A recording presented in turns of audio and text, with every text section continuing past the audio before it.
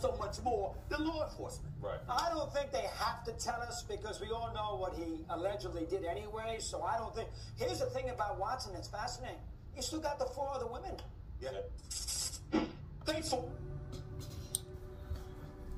All right, what's going on, guys? Kalin here with Kalin Writes, and today we're gonna get into this Deshaun Watson situation a little bit. So, as you know, Deshaun Watson is an NFL player. So he plays for the Cleveland Browns, and he has just recently been suspended for 6 games from the league, so that leaves the team with 11 games with him, provided no further action is taken. And he is being accused of violating the NFL's misconduct rules. So, as it stands now, I believe he's been accused of some type of sexual misconduct by 25 women, and he's been sued by 25 women. His punishment that was handed down by disciplinary officer Sue L. Robinson, who was voted by the league to be the person that handles disciplinary problems for players. She handed down this sentence of basically 6 games suspension, no fine. Now it should be known that Deshaun Watson has settled with the majority of these women. I believe at least 20 women he's settled with for what's being considered sexual misconduct. And we don't really know the details of what he's being accused of.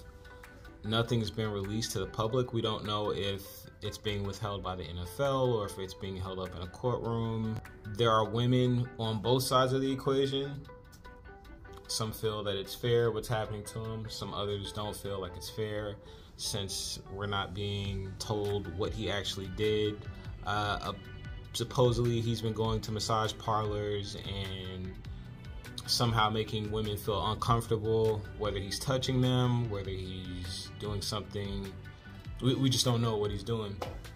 And I kind of wanted to focus on the fact that he's settling with so many of these women and what that kind of means by settling. Is he guilty, or is he trying to get this behind him in the past so that he can move on with his career? Some people are pointing to the fact that they've reworked his contract basically to add on the money that he would have been getting up front to be a bonus, basically. I'm reading an article here from ESPN. It says Watson will lose $345 million total in game checks from the 6-game suspension. It appears he will keep the rest. In addition to Watson's contract was a disclosure form to address paragraph 42, which protects Watson from losing any guaranteed money in the event that he's suspended for the 2022 or 2023 seasons, while also preventing the Browns from voiding the contract if he were suspended. So this, we can tell that because these allegations, these lawsuits were pending, the NFL went ahead, or specifically the Browns went ahead and configured his contract to benefit both him and the Browns. And that's what's got a lot of women irate. It's the fact that the NFL is seeking to protect their player, protect their investments, and negotiate on Deshaun's behalf so that he can continue to be paid. And I think the whole point in configuring his contract like they're doing is to make sure that the man has enough money to pay these lawsuits. That's kind of important if you're trying to make this all go away quickly and efficiently as possible. So it says Watson will continue to be able to participate in practices and games during the preseason, but he will have to be away from the team during the first half of the suspension after the regular season begins. Watson will be allowed to rejoin the Browns and practice with them during the second half of the suspension, which would begin in week 4. There's a question here: what if more accusations surface, or what if he's found liable in the remaining lawsuit? Given that Robinson already opted against an indefinite suspension, the CBA doesn't provide clear guidance for such a scenario. That said, the NFL has the opportunity to present the case of the remaining active lawsuit to Robinson. And if new allegations surface, the league could always investigate to determine if they too violated the personal conduct policy. So this is just a fiasco of a situation. There's been a string of individuals that have been accused of either sexual misconduct or violence or some kind of behavior unbecoming of a professional athlete. And we just have to there's a lot of questions to tackle here. You know, we talk about believing all women. We talk about the abusive nature of professional sports, particularly football, and what that does to players' mental stability. We talk about access to power and fame that comes behind having these humongous salaries.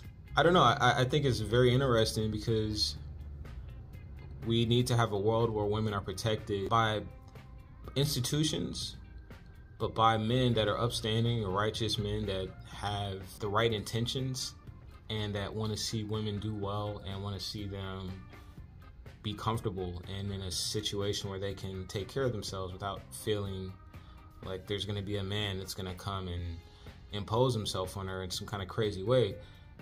We should have that. That should be like the standard. However, because of childhood traumas, because of access to money, power, fame, and lots of women throwing themselves at many of these stars, they can go a little bit wacky in the brain and get these kind of complexes that make them feel as if they can put hands on women or say things to women that are inappropriate. Then on the other half of the equation, you have women who are specifically targeting these individuals because they want their money. What might be seen as a regular kind of maybe slightly sexually charged comment between two consenting adults turns into a rape charge or something that's really off the wall just because this person has money. When we talk about the perception of black men, particularly in this culture, and this isn't a cap for Deshaun Watson or anyone who's been accused of sexual misconduct. I mean, if you're doing it, you're doing it. If you're not, you're not. But in the instances where people are just being humans and just kind of playing off of their proclivity to be sexual creatures, which we all are, in that event where that person gets backed up against a wall into a corner because of something they said, we have to wonder, is that fair?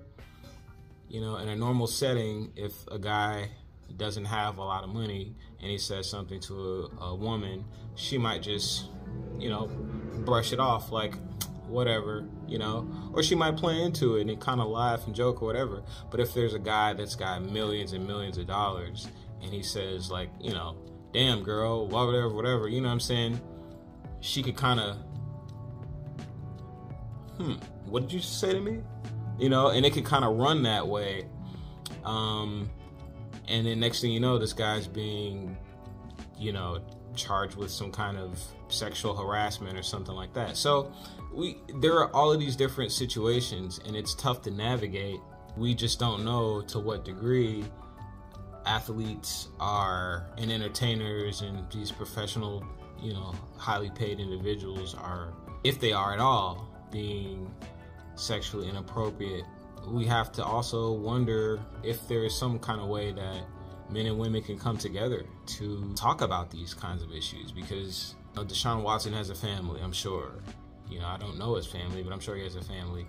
And is this the right way to handle this situation? I'm not sure. I don't know the ins and outs. I know that like 30 women supposedly have come out and said that he's done something in the way of sexual misconduct. It says that specifically a new report from the New York Times suggested that he saw at least 66 different women for massage appointments over a 17-month span between 2019 and 2021.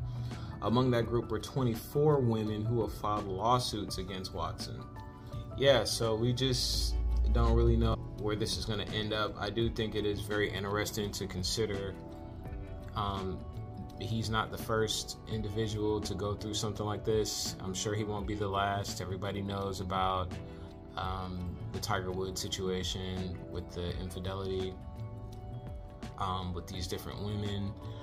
It's a lot, and it seems like there's a pattern, and that's kind of where my mind goes, is where the pattern is. Like, why do these things keep happening? You know, 66 different women or 66 different massage appointments, and like, what's going on here? You know, it's just really interesting to me. Anyway, if you got comments, let me know what you think. You feel like this is something that is going to continue to happen? Is it something that's specific to men with power? Or do you think that some of these women are not telling the truth, and that, you know, some of them just are out for a paycheck? Let me know. Peace.